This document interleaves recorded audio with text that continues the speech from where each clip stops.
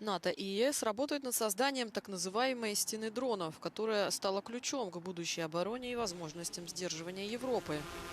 Главнокомандующие объединенными силами НАТО в Европе и союзники по НАТО говорят, что создание стены беспилотников – неотложная задача.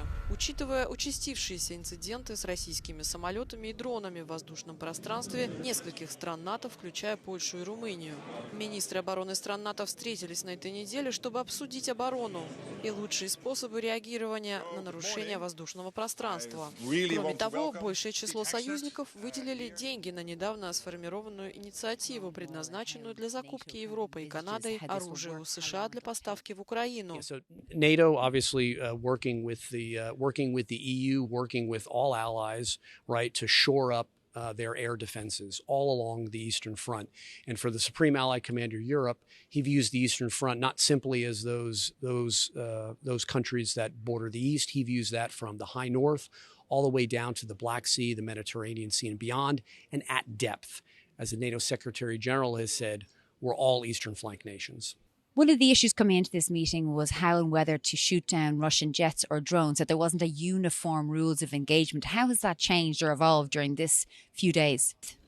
So I think one of the most important things to mention is the fact that Sakir, Supreme Allied Commander Europe, with all forces that are assigned to him, assigned to NATO, has the authorities at the moment to act. And we saw that with the incident in Poland and Estonia recently, where NATO had the authorities to and acted appropriately. There's been a lot of reports that there's been quite a sudden and sharp decrease in military spending and military support for Ukraine amongst allies, over 40%. I mean, what's your response to that? Is that worrying, obviously, now coming into the winter? There was momentum from all the nations on contributions, not just to per se bilateral contributions from a nation to Ukraine or multilateral contributions, but also for initiatives such as the PEARL or the Prioritized Ukraine Requirements List. Very, very good response. I believe you heard that from the Secretary General, right?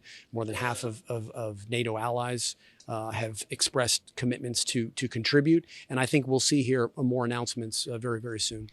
Now, we know that Donald Trump is obviously going to make a decision on Friday about tomahawks and the use of tomahawks. But what's your own impression of the impact of this discussion? Well, I think there's a number of things worldwide, right, that potentially make the movement towards peace more possible. We saw recent developments in the Middle East, right, that President Trump drove. We'll see what happens on Friday, and we'll see what happens from Friday.